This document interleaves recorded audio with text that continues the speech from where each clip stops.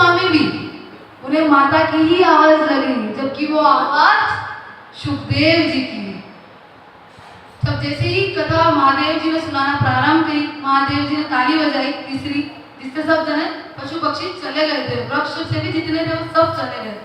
पर जैसे ही महादेव जी ने कथा सुनाना प्रारंभ किया कि उस घोंसले में जो शुक का अंडा था, जो राधा रानी सरकार के गोलोक से जो शुक जी आए हुए थे, उन्होंने उस अंडे में प्राकट्य हुआ था, वो अंडा उसी वक्त फूटता है। और उन्होंने कथा, सुखदेव जी ने पूरी कथा सुनी, वो छोटे से शुक ने पूरी कथा सुनी।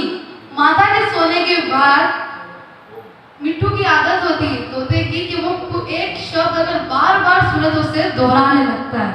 और माता के सोने के बाद हुम स्वामी का स्वर उस शुक बालक निकाली, जो छोटा सा शुक बालक है उसने निकाली हुम स्वामी। और ये महादेव जी की प्रेम की पराकाष्ठा है कि वो शुक की आवाज भी महादेव जी को माता की आवाज लग रही है, उन्हें बस आवाज आ रही है कान में, और वो कथा सुनाना उन्होंने शुरू रखा। उन्होंने कथा बीच में नहीं रुकी, महादेव जी ने पूरी कथा सुनाई। महादेव जी ने नेत्र खोले और कहा, देवी बताइए आपने इस कथा से क्या सीखा। महादेव जी देख रहे, देवी तो सोई है। महादेव जी देख रहे कि पार्वती माता तो सोई। तो महादेव जी ने बोला, बोलिए श्री कृष्ण कन्हैया लाल की जय। माता उठी, माता की नींद खुली, माता ने कहा जय। प्रभु बताइए इसके आगे क्या हुआ।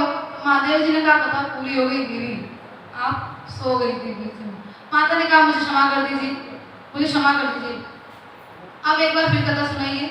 मैं फिर से कथा अच्छे से सुनूंगी, ध्यान से, इस बार मैं नहीं सुनूंगी, आप मुझे फिर से सुनाइए।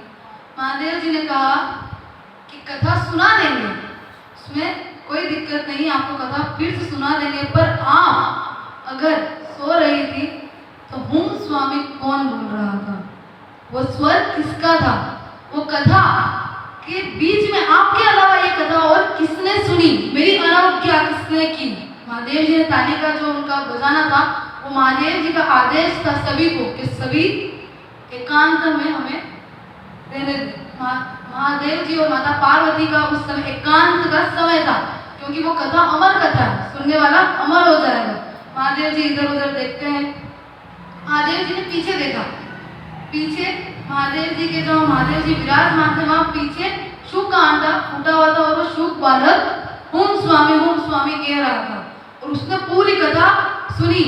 महादेव जी के उससे देखते ही महादेव जी को क्रोध आया कि अगर इसने कथा सुननी थी इसे तो आगे बैठ के क्यों नहीं सुनी, पीछे बैठ के कथा सुनने में पाप लगता है। श्रीमद् भागवत कथा का श्रवण कभी भी व्यासपीठ के पीछे बैठकर श्रवण नहीं करना चाहिए, उससे पाप लगता है पीठ के पीछे। तब महादेव जी को शुक वहां से उड़ा और महादेव जी त्रिशूल लेके उसके पीछे पीछे कि आज मैं इसे नहीं छोड़ूंगा, इसे मैं मृत्यु दंड देकर रहूंगा। और वो 14 भवनों में घूमा, दोनों लोकों में भी घूम गया, ना तो नारायण ने सहायता करी, ना ब्रह्मदेव ने करी, ना ही कोई दूसरे देवताओं ने उनकी सहायता करी। तो अब ये बताइए आप सभी कि अगर देवताओं से संकट हो तो किसके पास जाए। अगर दैत्यों से संकट होता है, राक्षसों से संकट होता है तो हम भगवान की शरण में जाते हैं, और जब भगवान से ही शरण है तो हम किसके शरण में जाए। भगवान जब पीछे हो, महादेव जी पीछे हैं, तो वो शुक किसकी शरण में जाए। तब उसने कहा कि अब जब देवताओं से संकट हो तो ब्राह्मण देवता की शरण में जाना चाहिए। ब्राह्मण देवता भी कैसे, जो वेद व्यास जी महाराज जैसे हो, सुखदेव जी जैसे। तब वो कैलाश में से नीचे उतरे, तो कैलाश से नीचे आता है बद्रीनाथ, जिसे बद्री का आश्रम भी कहा जाता है, वहां पर व्यास जी का घर है। पर उससे पहले, उनके आने से पहले व्यास जी की जो पत्नी है, धर्म पत्नी, उन्होंने कहा, वेद व्यास जी महाराज थे कि हमारी उम्र हो चुकी है, बहुत ज्यादा हो चुकी है, और अभी तक हमें कोई भी संतान नहीं है, हमारा कोई पुत्र नहीं है।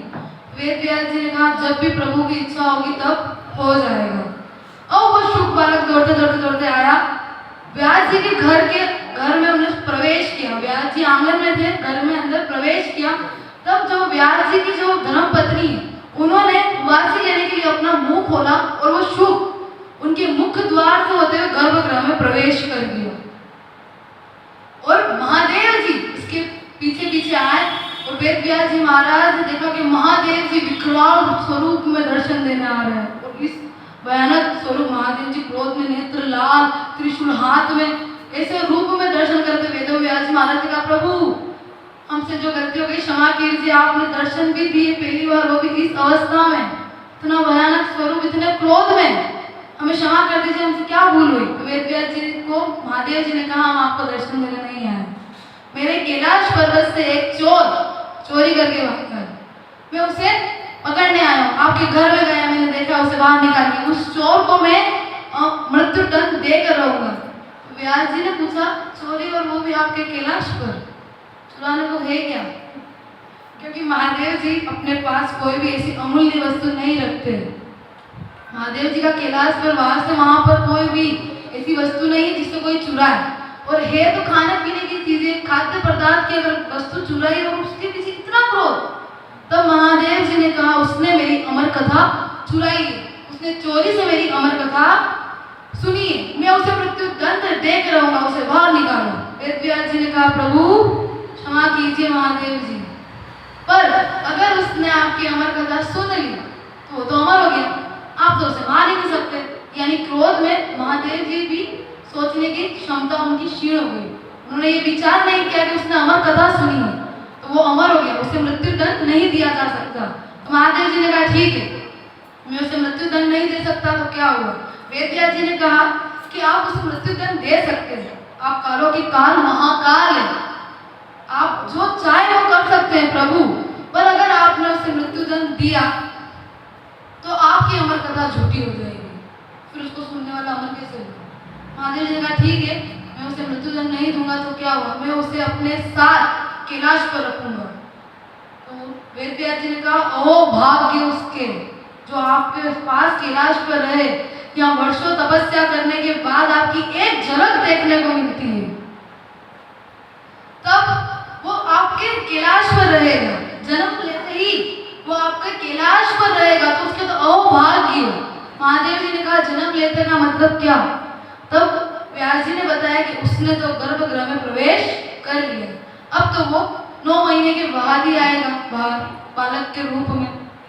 तो महादेव जी ने कहा, ठीक है, मैं यहाँ 1 वर्ष की समाधि लेकर बैठता हूँ, और जब बालक का जन्म हो जाएगा उसके बाद आप थोड़ा समय बालक के साथ बिता लेना, उसके बाद मैं उसे कैलाश पर ले जाऊंगा। तो महादेव जी, तो सूत जी ने कहा कि अहो भाग्य उसके जो आपके पास कैलाश पर रहेगा। महादेव जी ने समाधि लगाई 1 वर्ष की, वो शुभ बालक गर्भ के अंदर से सब सुन रहा है, उसने सारी बातें महादेव जी और व्यास जी की सुनी। तब उसने महादेव जी के डर के कारण अंदर 12 वर्षों की समाधि ली। बाहर आएंगे तो महादेव जी ले जाएंगे, महादेव जी के डर के कारण उन्होंने गर्भगृह में 12 वर्षों की समाधि ली कि मैं इस गर्भगृह में समाधि लेकर बैठती हूँ 12 वर्षों की। तब 1 वर्ष का समय पूर्ण हुआ, पूरा एक समय हो गया, एक साल का वर्ष समय पूर्ण हुआ। महादेव जी तपस्या से उठते हैं, महादेव जी ने कहा, लाओ बालक कहाँ है? वेद व्यास जी कहते हैं, प्रभु बाहर आना तो दूर, उसका तो आकार भी नहीं बढ़ रहा है, वो आपके डर के कारण बाहर नहीं आ रहा है, आप उसे क्षमा कर दीजिए।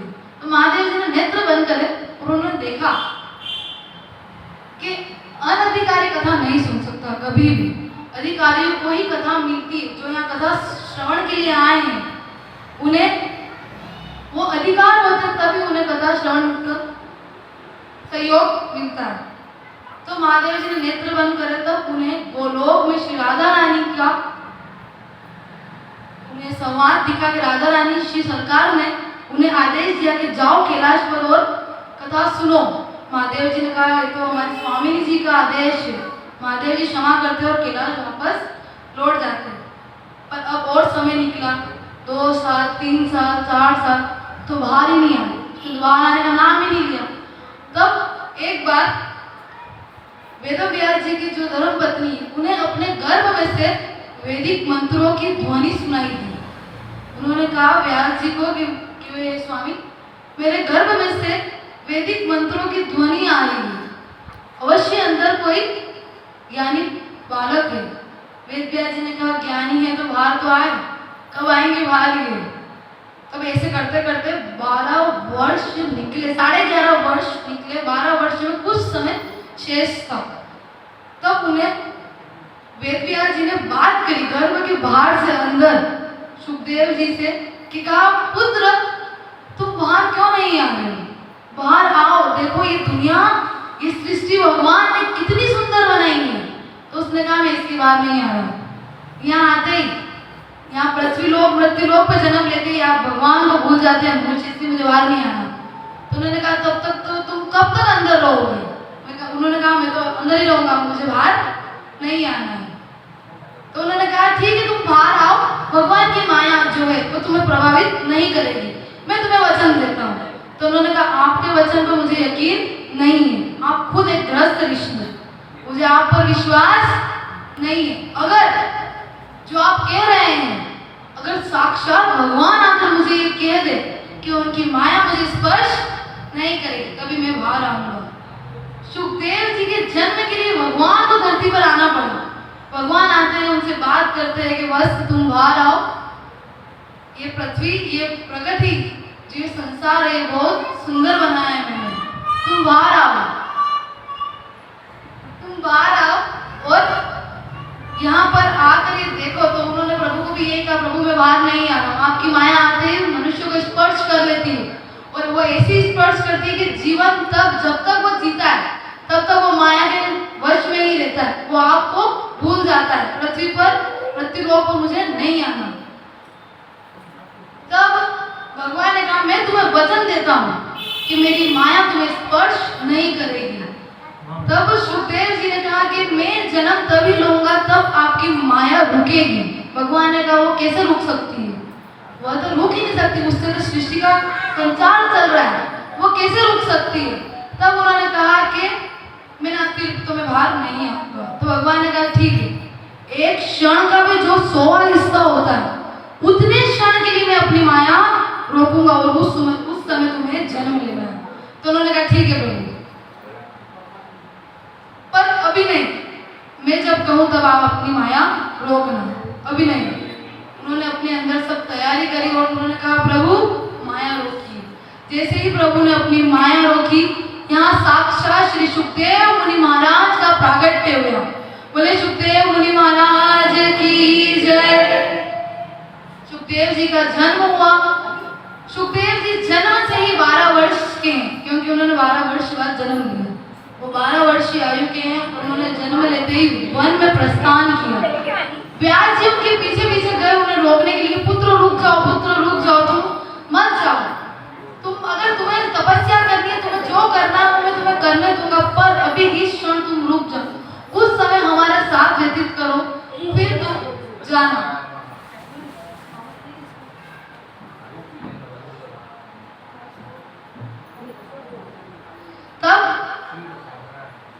तब ही जैसे ही व्यास जी ने उन्हें रोकने का प्रयास किया,